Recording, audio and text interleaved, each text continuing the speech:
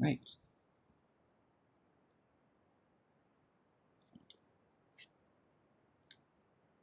Good evening, everybody. My name is George Huynh, Mayor Wu's liaison to Dorchester. Thank you for joining us tonight. I'm here tonight to facilitate this cannabis community outreach as required by statute. This is an application by CNA Stores Inc. for a retail cannabis dispensary to be operated at the address of 70 Von Hillern Street, Dorchester, Mass. 02125. Before we start, I would like to go over my expectations for tonight's meeting. I know that this can be a sensitive topic. I want to make it clear that no decisions are being made tonight, and at no time will it be acceptable to be disrespectful to anyone during the meeting. Everyone is entitled to their opinion. There is no right or wrong opinion. We are here tonight to try to collect as many comments and questions for this proposal. I'm not here to facilitate debates amongst neighbors or relitigate state legislation. I ask that all questions be directed toward the applicant and myself only. The applicant will answer all questions related to their proposal to the best of their ability, and I will answer questions specific to the city's process to the best of my ability. If I am unable or the applicants are unable to answer a question tonight, we will follow up with you after the meeting to get that information for you.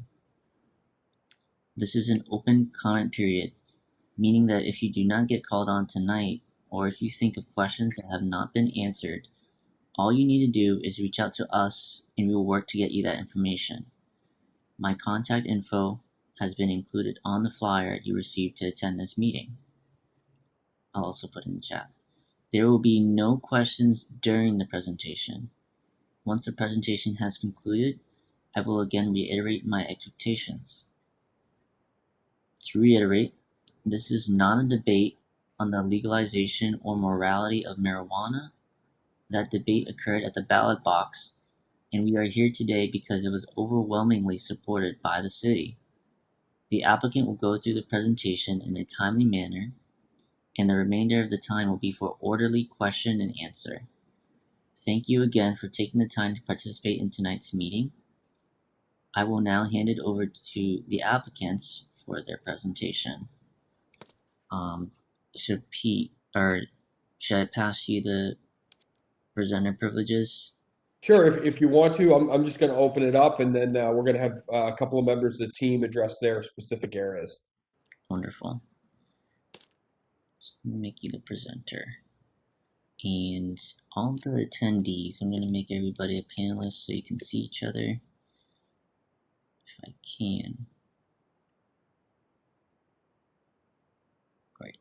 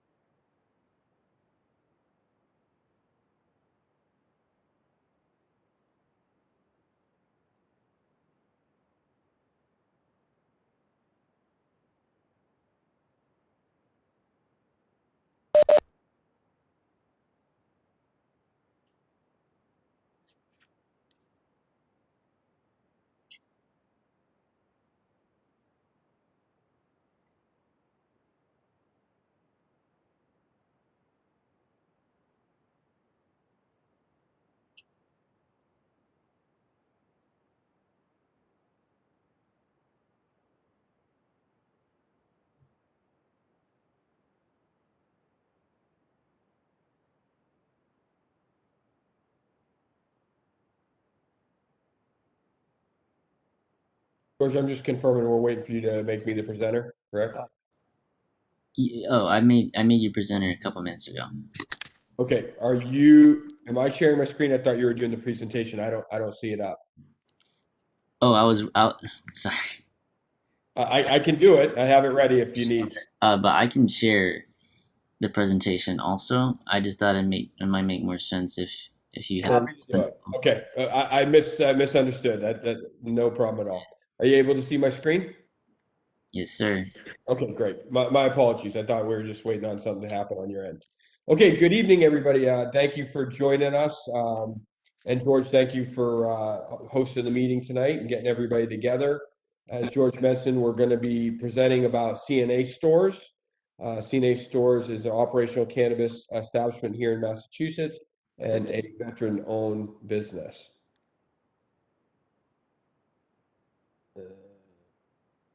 Okay.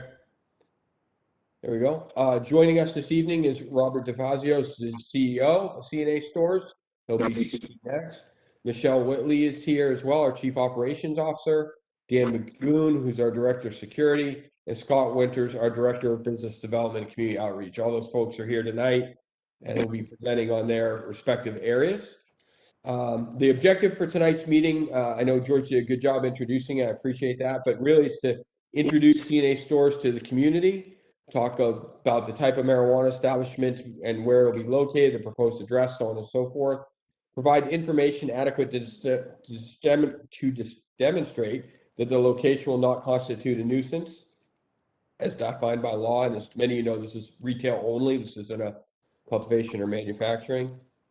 Information adequate to demonstrate that the location will be properly secured.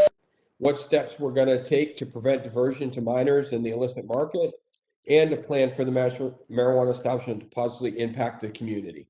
So those are just some outlines as to what we're going to cover as we go through the presentation tonight. And with that, I'll turn it over to Rob. And then Rob, I'll try to keep up with you on the slides. If I miss something, just let me know and I'll move up or back either way. Okay, sounds good. Thank you. Thanks everybody for joining us tonight. My name is Rob DeFazio. I'm CEO of CNA Stores. CNA Stores is a veteran-owned business. We started CNA Stores back in 2018. Our mission is really driven around quality, integrity, and commitment. And it kind of stems from my military background. With the commitment and integrity, quality is pretty much goes hand in hand with anything that I've ever done in my life. Is trying to give you the best quality of products, services, just a human being for that matter. But it's kind of the mantra that we have through our company as a core type culture. Go ahead to the next slide. CNA Stores has 2 locations currently. We've been open. We're up and running in Haverhill, Massachusetts. It's about 9,000 square feet. That's been open for almost a little more than a year. Our Amesbury location is 77 Macy Street. It's about 2,000 square feet, and that's been open since last January. We are in the process of opening our cultivation manufacturing facility. One location is in Amesbury. It's approximately 53,000 square feet. We have a provisional license. We're in the process of starting construction beginning of the year. And we hope to grow and manufacture our own products. We have another location out in Winchton, Mass. that is about 140 acres that we're going to do cultivation and manufacturing out there also. So, my CNA Stores was started by myself and my one of my good friends, Billy Haggard. We were both in Navy nuclear power program that transitioned in '99. We both got out, and that's where we both met in the data center industry. From there, I started my own company. Billy took a couple companies public. We've always kind of worked together as either a vendor. I was a vendor of Billy's, or vice versa.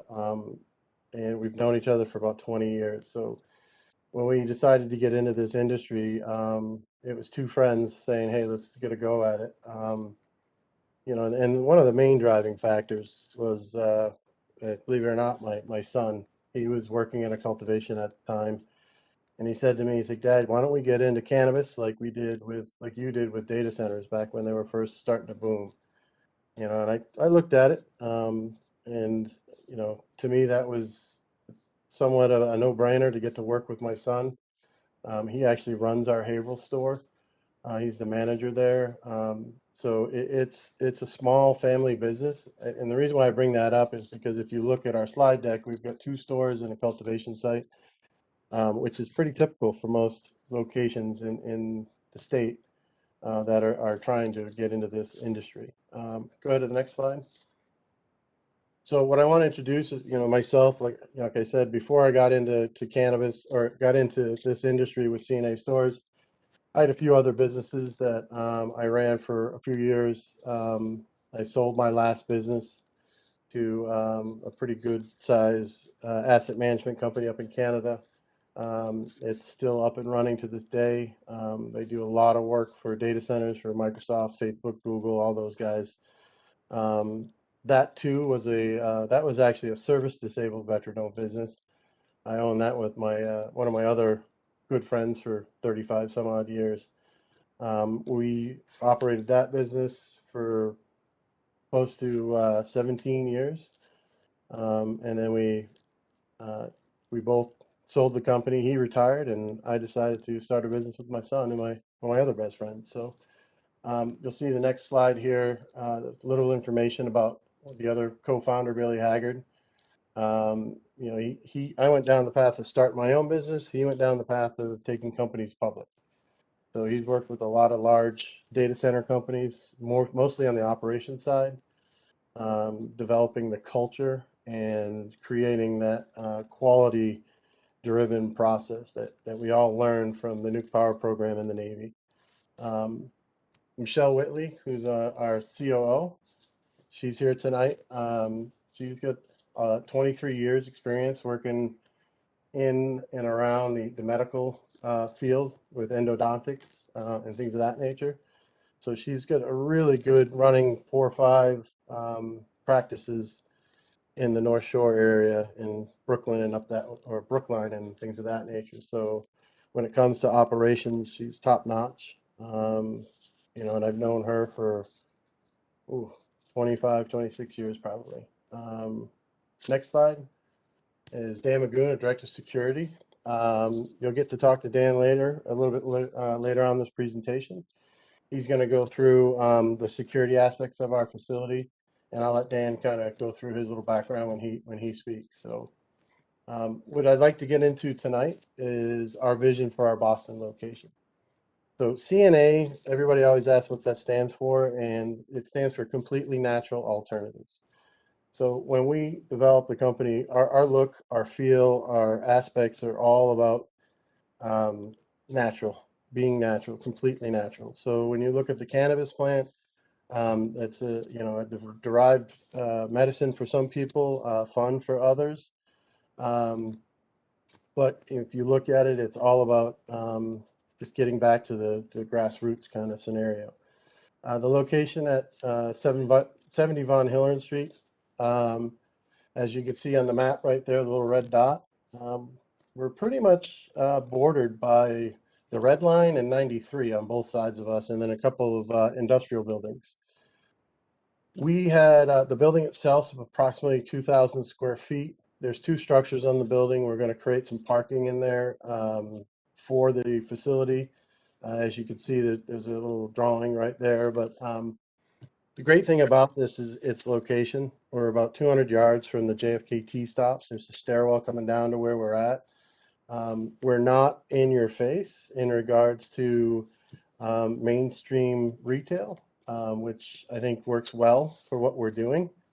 And when you look at the actual location, it's very accessible from people to walk to, more so than driving and creating traffic in that scenario. As you kind of look at our preliminary concept for the design, we actually took this from the old tea station that used to be there. We're trying to create, as the landlord says, a strain station, which is kind of putting a play on the strains for our cannabis. But the look and feel is going to be kind of very similar to what you would have seen with the original tea stop that was there. So go on, and we'll take you inside on the next slide. This kind of talks to the flow and things of that nature with the property. As you can see, there's an entrance right there, right on Von Hillern. You'd come in, we'd check your IDs, then you'd come into the store, purchase your products, and then go out the exit. If you look, we've got a Sally port, so when we take our deliveries for products, we get those in. It'll actually be in a Sally port, so the van will back into a Sally port, close it off, and then remove the products from the van, bring them into the store. It's very similar to a lot of the other layouts and designs in regards to our facility and the way we operate. Having had a couple stores open for almost a year now, we've worked on our efficiencies of layouts and flow and things of that nature. And this layout and design here seems to work well for what we're trying to do.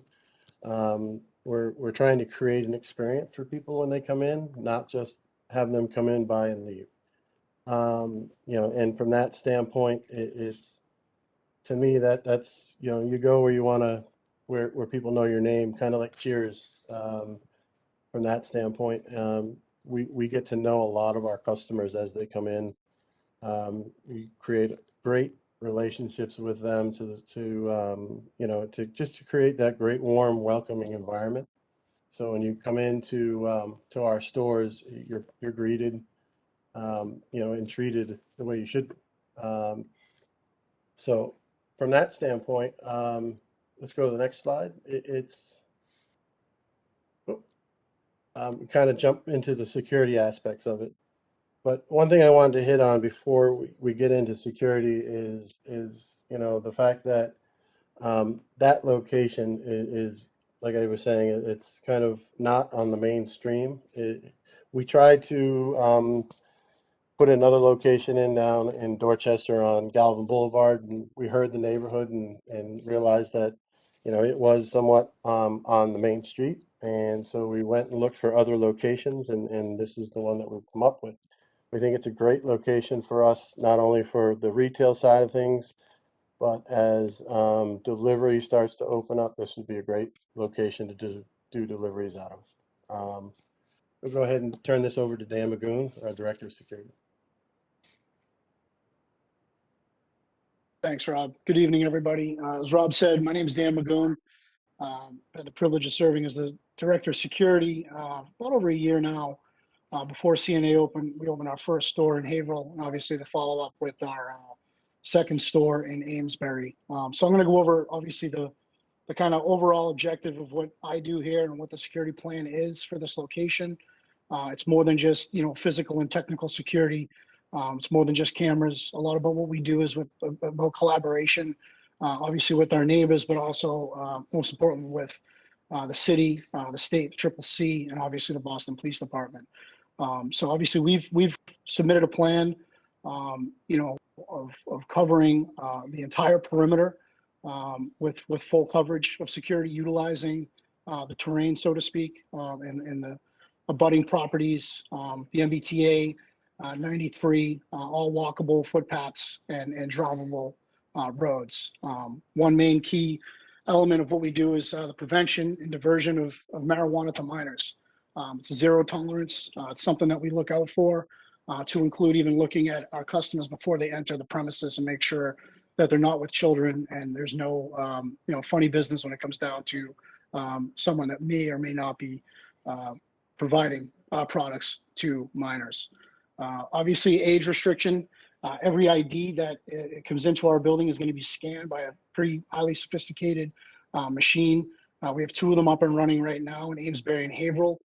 Through our audit in Haverhill just recently, they were tested with 6 fake IDs from a physical security expert that we have on retainer that comes in for our audits, and the machine picked up all of the fake IDs.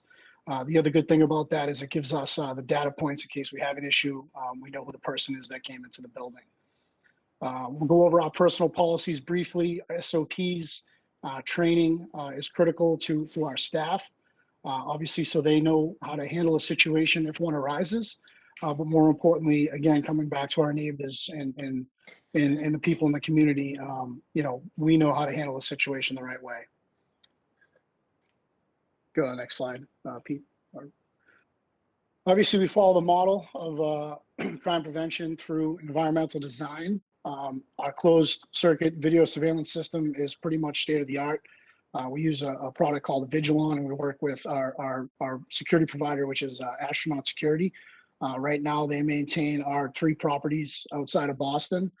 That system is fully functional in all aspects of natural disasters, backup systems, and remote access. We can access the system remotely if we need to, and then we also, obviously can pull tapes if we need to. Our alarm systems are monitored 365 days a year, 24 hours a day, 7 days a week, not only by us here and the staff and myself, but also our third-party vendors that are also integrated with the Boston Police Department in case of an emergency. We use biometric electronic access and electric access card readers to all of our limited access areas to include product. Doesn't necessarily mean every employee has access to those locations. They basically have access based on who we allow access to have. Transportation procedures, you heard Rob mention our Sally port. Obviously, any deliveries that are coming onto the property will come into that Sally port completely fortified, so to speak, when those deliveries take place and the product comes into the building. And then we use a seat to sale software called Metric that's pretty standard practice, and we can trace every product that not only goes through all of our locations, but what comes into the store and what leaves the store. So more on-site security. Again, I go back to screening individuals. You're not coming in the building if you're not 21. You're not coming in the building if you don't have valid ID. Our personnel and our people are also trained to watch what's going on outside the building ahead of time. So obviously if we have an issue with someone who isn't allowed into the building, we can properly report it and make sure that they don't gain entry past our main security checkpoint. All vendors, all people that are employed through CNA stores go through a background check and sign-in process. We deter theft through obviously all of our security measures and make sure that no one, not only from the outside, is coming in to create a problem, but also through our own employees. Loitering is key. Again, that kind of comes part of what we're looking for when we're scanning the exterior perimeter of the building. Last thing I'll touch on is consumption. Zero tolerance again. Anyone who is seen consuming product anywhere near us is going to get notified that it's illegal, and we'll get their information and we'll report it to the Boston Police Department. It's a zero tolerance issue. No one can consume product near us in a vehicle or even driving away. If we see it, we report it. It's an absolute no, it's a non-starter for us. And lastly, anti-diversion, again, I touched on it earlier. That takes a lot of vigilance on us to watch who's coming in and coming out of the property, and strict adherence to permitted amounts of what we can sell. And that goes through, obviously, when we scan someone's ID and they make a sale, all of that is kept on record, and we know who the customer is and how much they purchased, and we actually flag it if they try to return to purchase more product than they're legally allowed to. Training, we don't stop training all of our employees, all of our staff. It's constant vigilance. Security is the number one part of what we do on a day-to-day basis, good and bad. There is never an easy day. We're always making sure we're learning. We've obviously learned a lot since we opened our first 2 stores, and we're proud that our staff handle themselves in a professional manner, but also keeping security at the forefront. So one of the other things that, thanks, Dan, I appreciate that. That's good. On the security side of things, a great thing about that security system is that it's also, like direct connect to Boston Police Department. They'll have access to our security system, so they can check in anytime they want to see what we're doing.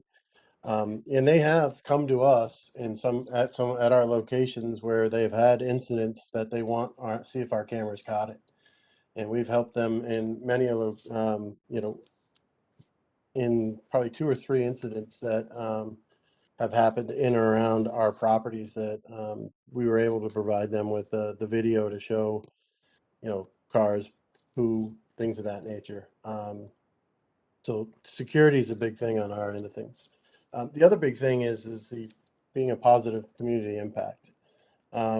As you know, gross sales contribution, you may not know this, but is we know 3% of our gross sales goes back to the communities that we're in regards to an impact fee. Not only that, there's the 3% excise tax and 11 and a quarter cannabis tax, and then or 11 and 3/4 and 6 and a quarter sales tax. So there's considerable amount of money that's being generated here to be given back to the communities and where we support. So one of the key things that we do as a company is we normally donate at a minimum $25,000 to local charities. This year alone, I think our stores have raised close to $50,000 on top of us giving $175,000 away to 2 local charities here in Haverhill. So, when we say that we're a positive impact on our communities, it's in more ways than most people imagine. It goes into the 100 community service hours. We've got a couple of programs that we put in place that talk to, we have a Snow Angels program that we set up in Haverhill where we go in Amesbury, where we go out and shovel out the disabled and elderly folks. Working with the senior centers, they call in, they give us a list of names, and then we go out during every storm and make sure they get shoveled out or plowed out, or we've got probably 5 or 6 snow blowers, a good crew of people going out there, volunteering, all employees of CNA just to help the local communities. Local vendor participation, that's another key thing that we look for is providing, as we build out our stores and things of that nature, we work with local companies. Employment opportunities, we look to hire. Our company mandate is that our goal is to do 50% veterans in our entire company, and we are strong at hiring from within the cities and towns that we have our stores. So that area in Dorchester and even that matter for South Boston, being up by Andrews Square, that's where we propose to get most of our employees from. And one of the great things about this business is there's a lot of great people that are in it. And I think from that standpoint, the city of Boston has a lot of great people, and I think it will work great for what we do. The operational hours, obviously, we're going to have people there monitoring for security and things of that nature. So we need security personnel. We create jobs for veterans, like I said, and locals. And that's kind of the gist of of how we try and support with communities. And it's interesting because we've got a lot of nonprofits that we work with. Every month we put a jar out. Instead of our bud tenders or employees collecting tips for their work, that money goes to a charity. And so we'll have a charity of the month. So like, for example, I think this month we had, because it's Veterans Day, we had the Veterans Northeast Outreach Center, which is a local nonprofit out of Haverhill that provides housing for homeless veterans. Not only just housing, but a lot of support services and other things. We work with Mass Fallen Heroes, Dan's organization. I think last year, this time, I think we gave 12,000, we fed 12,000 families from Thanksgiving to the end of the year. Working with Mass Fallen Heroes and with the Community Corner was one of the local areas that we were working with. and the Mass Military Support Foundation. So there's a lot of community support that we thrive on and love to do, because that's one of the things that we drive within our culture is to give back. You know, next slide. I think that's pretty much it. We tried to keep it quick. We didn't want to bore you because I know there's probably a lot of questions. If there's any that anyone has, I think we're done. Wonderful. Thanks, Robert. Thanks, Pete, and thanks, Dan. So what we're going to do now is begin question and answer.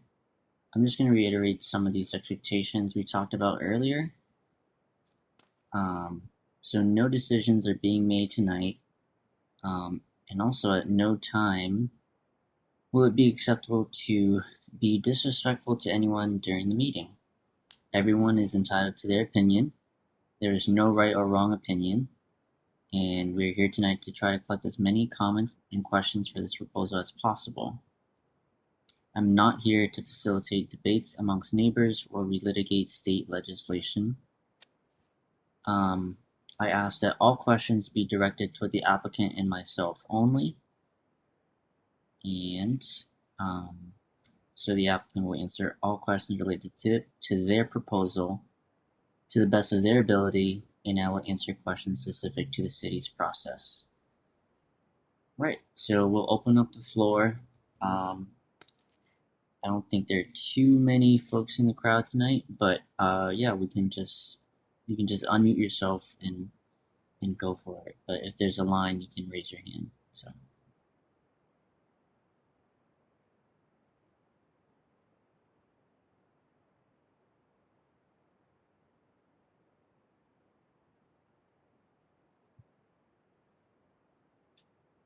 Butch, can you hear me?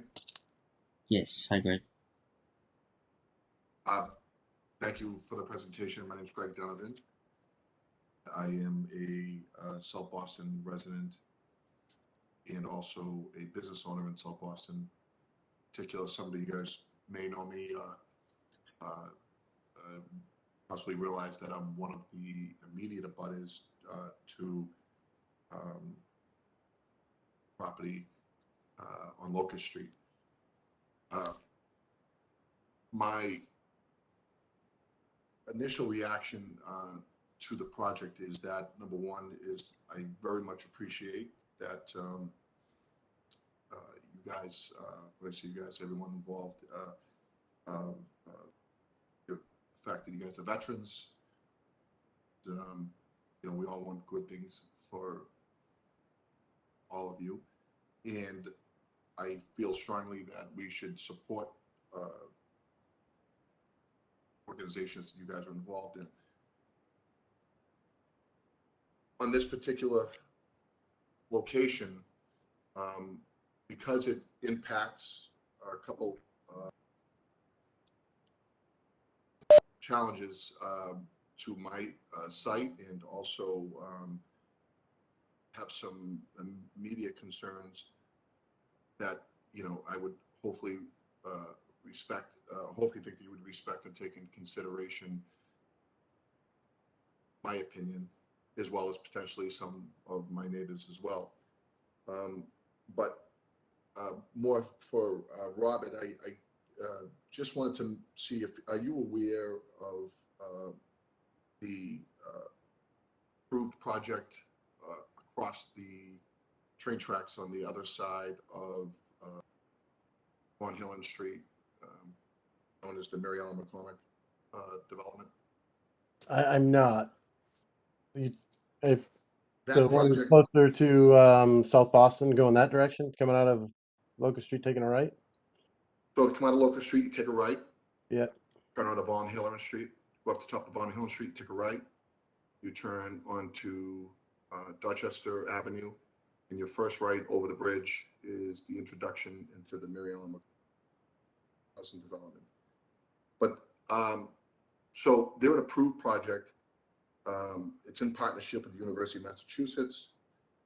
It's in partnership with The Mary Ellen Task Force, it's been something that the community has worked on for years with wind companies. It's hundreds and hundreds of millions of dollars of projects, of money for this project, and it's approved. And basically what it does is, if you had looked at an aerial shot, I'm going to put it up to the screen. I don't know if anyone can see it, but you can see Moakley Park right here. Yep. And then you can kind of see this triangle right here. Yeah. That's Mary Ellen project. Right on the other side of the train tracks is Locust Street on Hillern. Maybe 150 feet away. But I'm not sure if you guys are aware of that, just because that's an approved project. And the thought is knowing a little bit about potential restrictions or challenges that relate to it. I would just start with some of the bigger issues, which would be is that within a good baseball throw, you could hit building Y across the street in the Mary Ellen McCormick housing project, which is now being repurposed as the Mary Ellen McCormick Community of Opportunity. And in that, there's 3,000 units, and there's some multiple programs that involving lifting people that were all condensed into one housing development into a blend of various incomes, backgrounds, and involves pathways into employment and education. They're partnered with University of Massachusetts. There is just a new release today from the University of Massachusetts and the wind companies relating to the development that's going to be moving forward that's approved. But in that development, there is directly across the street where across from Locust Street is a 25,000 square foot community center. There's that will be servicing the 3,000 residents, 3,000 units. There's a magnitude of basically a community right there, almost just in that triangle that I think needs to be looked at. Number one, because I don't know 100% if this all makes sense to you guys, but I thought that some of the restrictions were within a certain amount of feet. You couldn't have this type of Establishment. Yes, thank you. So I'm lost. It's the end of the day, so I'm tired. But I'm following you. I got you. So there's a lot that needs to be looked at, and then as I kind of just make you aware of that, I'm going to bring you closer onto Von Hillern Street. So Von Hillern Street is if you drove down off of Dorchester Ave and you start at the top of the street and work your way down, pretty much everything on the left that involves supply house, restoration business, as well as the Union Tile and Marble Company, Port Morris, Back Bay Mechanical, is all housed in that facility. It's also abutting my neighbors, and I believe they may be listening in as well, so I don't want to speak for them, but I can only speak for myself, is that this is a challenging spot. It's a bottlenecked area that's very busy Monday through Friday. From Thursday night through Sunday morning, we have our own project management staff that tries to challenge the issues of people from methadone mile. We have prostitution. We've worked, as close as we could with, Boston Police, MBTA Police, but it's challenging. It's challenging to get a street sign up. It's challenging to, monitor just a simple things, street lighting, people dumping trash. We have cameras. We have,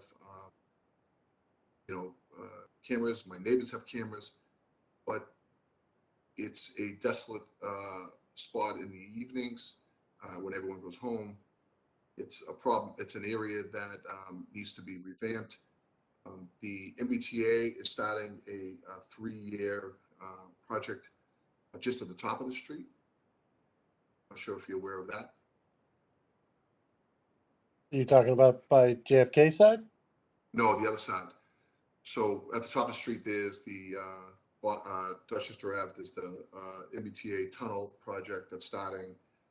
That takes the trains underneath. So Underneath, yeah, I see it there.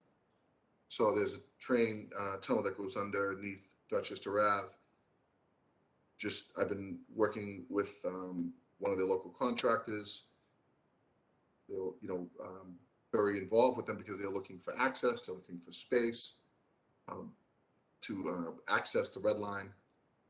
The MBTA has a 7-foot easement from their chain link, from the chain link that runs along the property on Locust Street that you're talking about, as well as all the way up to Dorchester Ave.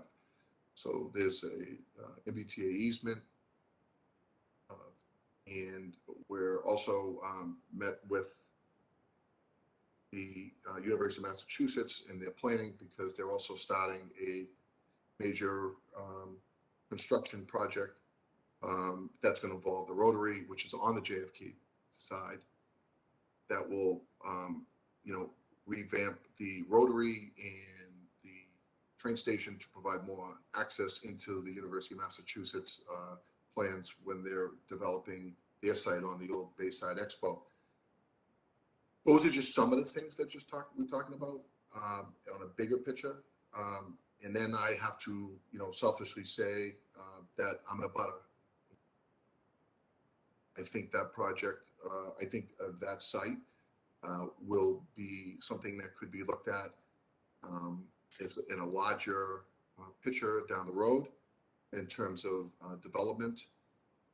I think that the city, the mayor's office, the elected officials would potentially understand that something like this could be a major deterrent to potentially a redevelopment on that whole site where, it will at some point be a great site, but right now it's a challenging site. I don't necessarily disagree with the cannabis theme. I think there's some homework into consideration, a big picture for your team to look at and to see, what's approved, what is, permitted before you. Does it conflict with the guidelines or the restrictions of, so you don't go too far, don't spend too much money, and also, I would tell you is I understand that you're off Main Street, but that doesn't mean that I think it's just great to go on any street just because someone else is kicking the can down the street per se. I think that at some point the community will recognize that cannabis will be something that should be a little bit more mainstream and shouldn't be hidden like something that in the 70s that was hidden and then became more acceptable or something like that. I feel like maybe there's ways to be more out in the open, but pick your spots. But to put it on a dead end street and then starting with all this construction and selfishly looking at challenges that may bring to potential development in the future becomes important to me that I would ask you guys to take in consideration, and to also address the fact that there's other opportunities in other sites that could be looked at. So it's not like I'm just saying, look, I'm not saying just no to you, but I'm also saying, there's also conversations and other people within the community, because we live here and we understand the neighborhood, we potentially could be helpful to you. But so it's just not like that we're here to say no and try to ruin your project. But sometimes you take a step back. And I know there was one on Gallivan Boulevard that you said you had looked at, and there's been others that have been looked at and been stalled by, challenges within the community, and it's difficult. So I would tell you is that I'm in opposition for it. I think that you guys have some more homework to do, and I'm happy to have George be able to give you my number. Dan knows me, he has the ability to reach out when he's if he wants, and and we'll try to work to figure out something else. But I just don't think this is the best site, and I think you do some homework on that. Greg, thank you for that information. I appreciate it. What building are you direct abutter? What property do you own? I'm the one behind you and to the left of you. So I own The old Bostonian places? Old Bostonian and Port Morris, Northeast Electric, all that. Yep. Kind of And that's going. the other thing I would just address too is that, Peter, is your address, I believe, is 71 Locust. I don't even know if it's even properly, I know the door says on Metropolitan says 71 Hillern.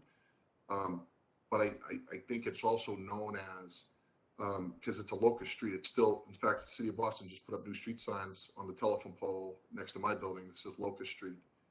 And my research, just from my office, is saying that that's actually 71 Locust Street, not 71 Hillern.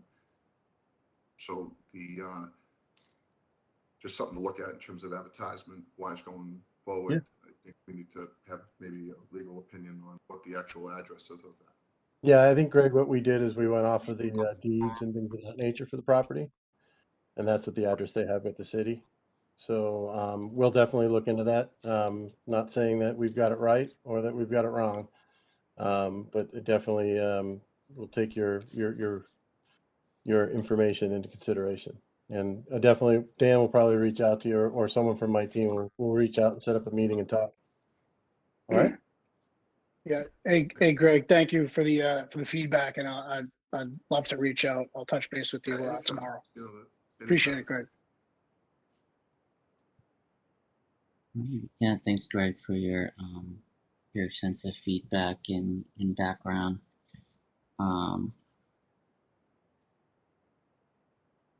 So, I mean, I can address some of your concerns, Greg, if you want me to, or we can talk about it in the meeting. Please do. Well, it was more or less just so you guys, I mean, this isn't going to get solved tonight. I think maybe Yeah.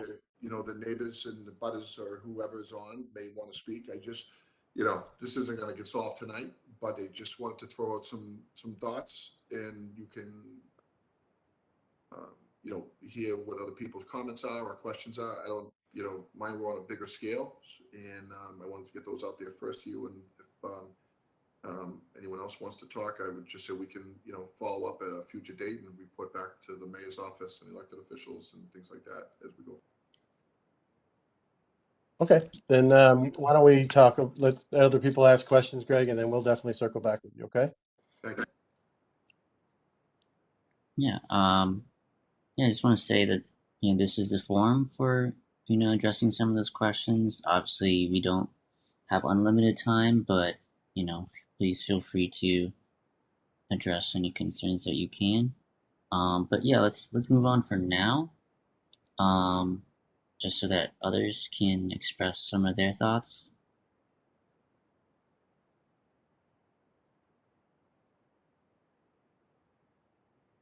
Will, it looks like you're muted. Oh. Is it okay? Can you hear me now?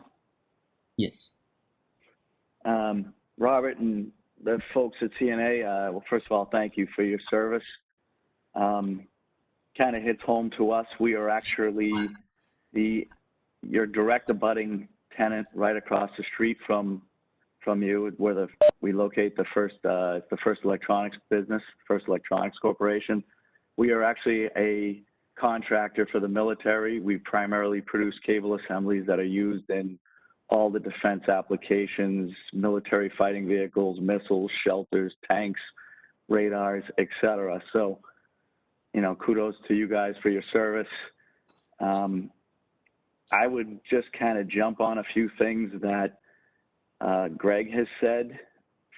First off, I'm not the property owner, but I am one of the business owners, and the property and the business are somewhat related.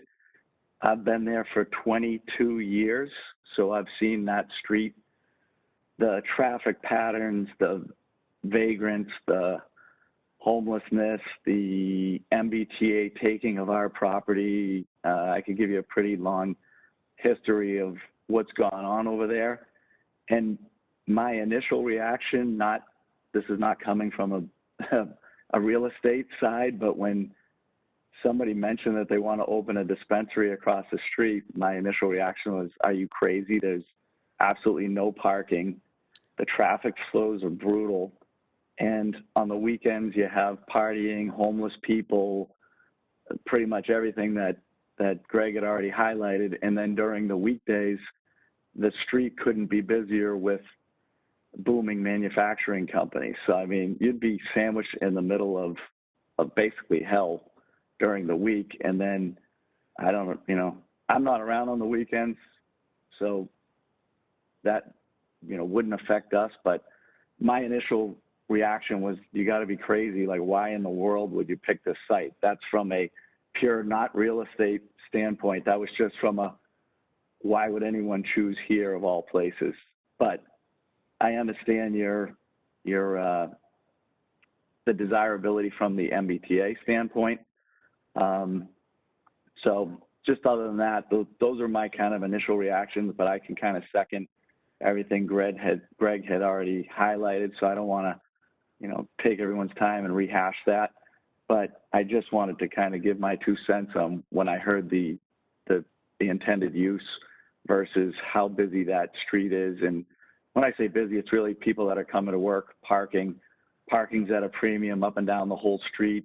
The traffic patterns are crazy. The MBTA is already using, the whole side of our building to go down to their location, and they have large trucks, they have front loaders, they have dump trucks going down there for that whole project that they have. We have 18-wheelers, semis making deliveries at the side of the building down there. So in terms of it being a safe area for pedestrians to be walking and kind of routing to your business, that would be something you probably want to come down and maybe watch traffic patterns and pedestrian flow for a few days to get your own feel for it. But I can just tell you from my experience, the other thing is you haven't even got to winter time, and when you have significant snowfall amount, there's absolutely nowhere to put snow down there. So the already pressing parking, traffic kind of whole area is devastated even worse. So, several years ago when we had that snowfall, you basically couldn't even use the street. We ended up having to get private plows and dump trucks and front loaders to come remove the snow that the city couldn't handle. So that might be something else you want to look into. From a purely development standpoint, I second what Greg is saying. Eventually that site will be, there's been a lot of talk from the city about expanding housing, et cetera, et cetera. It's adjacent to the T station. It'll probably be a big mixed use facility, someday down the road. I'm not talking 1 or 2 years, but probably 10 years down the road, because they're going to need to expand someplace and they're running out of real estate to do it. So, unfortunately for all the manufacturers that are there, eventually we'll probably get squeezed out at some point. But those are just kind of my 2 cents about all this. And I could really care less about the use. I think that the pot dispensary should be right out on Main Street. If you have liquor stores out there, why can't you have a marijuana store? Nowadays, what's really the stigma to it? I think it would be a lot more accessible for the community and a lot more reachable, and you could probably interact with the community more than kind of hiding it down and I'm not saying hiding it, but it's basically hidden down on Von Hillern Street. I mean, you have no frontage, you have no real visibility there unless you get up to the highway or you get a sign on somebody else's building or a sign up on, you know, the T station or something like that. So from a purely business standpoint, I can tell you, if you wanted me to be your consultant, I'd say you're absolutely crazy, but you'd have to come down and see it for yourself. I've been down there, and Will, thank you very much for that that information. And I just want to kind of address a couple of things that you'd brought up in regards to the traffic patterns. One of the things we have to do is a traffic study. So like we've been saying, this won't decide everything tonight, but there are a lot of things we've got to do in that process in order to get to that final licensing piece. And one of those is a traffic study. The other one is, you know, to go back to what Greg had brought up in regards to location and distances from certain areas and things of that nature. That's the other thing we've got to do. So this is the beginning part of that process. And that's kind of why we're talking to the community and why we're getting your feedback. It doesn't fall on deaf ears. And I brought up the Galvin Boulevard site just because we did listen to the community. And you know, we have every legal right to go in any building and anywhere in Boston, but it's kind of hard to find one that's owned outright that doesn't use a bank, because that's kind of one of the caveats to us and having to go in there, because we're not legal federally yet. It's hard to find locations. So when you find a building that's owned by a landlord, one, that owns it outright, but two, willing to step into the world of cannabis, it's very rare in the city from that standpoint. So it's far and few between as far as for finding the buildings. You know, and I wholeheartedly agree with you. I'd rather be on Main Street. I'd rather be down the Seaport. But right now, there's not a lot of buildings down there that aren't financed by a bank. So it kind of makes it difficult for us. But like I said, we go through this process. We've done it already in Boston. I've done it in a couple other cities for our other locations. And I can tell you, it's a very long process that's very thought through. And we look at traffic patterns. We look at, you know, areas of concern. Like, for example, at our Haverhill location, they asked us to put extra cameras in to cover the side streets by us because they were worried about kids and things of that nature. That's what we did. We put those in. We patrolled the front and back parking lot of our stores with the security personnel. So, you know, to say that we could even mitigate to some degree with that traffic flow with the off hours when you guys aren't there and you're having those problems on the weekends, that might be a means of us helping solve that. Because it's just a matter of someone going around and saying, hey, get out of here. You know, we can see you over there in the bushes. Get your tent or bag or whatever you got and go away. You're not supposed to be here. So, and I hear everything you guys are saying. I really do. And I'd love to meet you, sit down and talk to you about this. Same with you, Greg. You know, we definitely take input, especially from our direct abutters, just because we don't want to mess up your businesses. We don't feel as though we will. And if there's certain areas of concerns that you have, we will address those. Or hopefully, if we end up going in that area, that we come together and work on a plan to make sure that we aren't a negative impact on you guys. If anything, a positive. So, and I hear you about the development. That's going on everywhere in Boston. There's tons of construction going on. You can't turn left or right without running into some construction going on out there. So, any questions? Any other questions? Could you tell me how many people are actually on the meeting? How many? 18, it says participants. Yeah, I believe there are 18 participants. Full disclosure, I believe saw about 11 folks from CNA's team on, so I guess the rest, you know, you get anywhere between 6 and 7, you know, attendees from the neighborhood. So, You know, my dad would say to me sometimes, take a step back. He'd say, sleep on it, think about it, and you know, just slow down, let some things just, you know, simmer. for a bit. I think, Dan, you reach out, we'll have a conversation. I think there's some things that Peter brought up that maybe there's other ways to, take some look at some other ideas. But, Will and I, just like you guys, are, business people. And, I think you got some good feedback from tonight just on, on a global look without, making it too detailed. But I think if no one else has any other comments, I think that, we should meet and we should talk with Will and have some constructive conversation to figure out, sometimes people just say no, no, no, but that's not my style. And my thought process is to try to figure out, by saying no to you is might open a door to something else or closing one. So there's just other ideas, but I just strongly feel that slow it down for a bit. Let's get together. There's time, and I don't think until you get, I'm glad to share with Dan or whoever a lot of the information that Will is addressing in terms of the MBTA and easements in construction, UMass, the wind companies.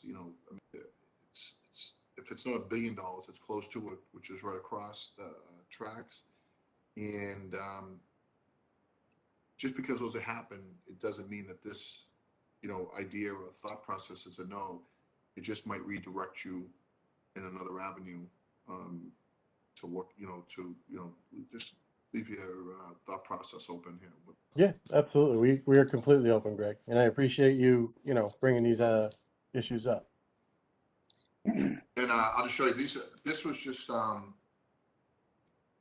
the if you contact with the wind company, this is some that was just released today.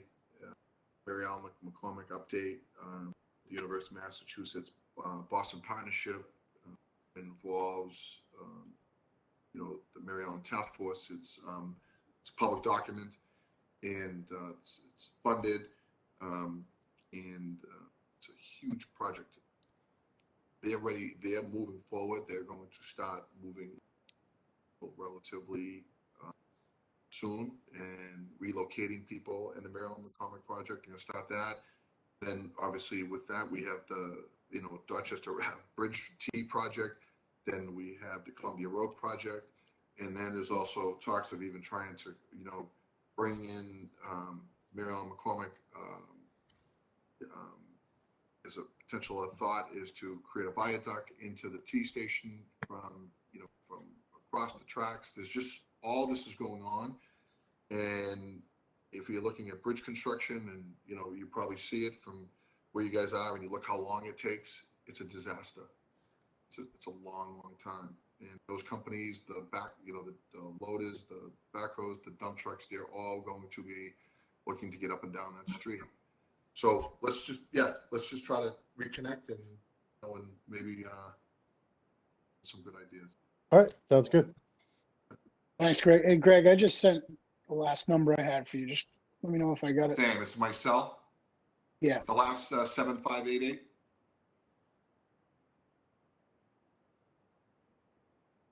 Yeah, I got it. If not, Edzo's I'll send you a got it. text. You Yep. got it. And then- Thanks, Greg. Thanks. Alrighty. Yeah, well, thanks, Greg, and also thanks, Will, earlier for your comments. Yeah, you all are more than welcome to meet privately and talk through, what your concerns are, of course. But while we're on this meeting, I would love to hear from anybody else who wants to speak.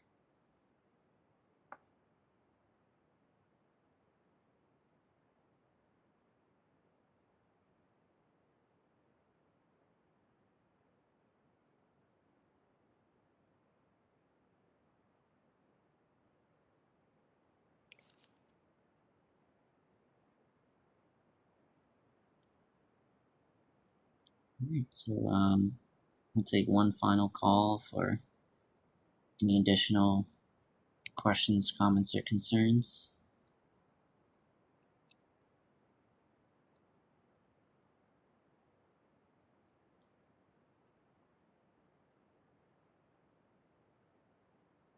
Okay. I'm gonna leave my contact information in the chat. It's also on the flyer, so it might be redundant, but just to be safe.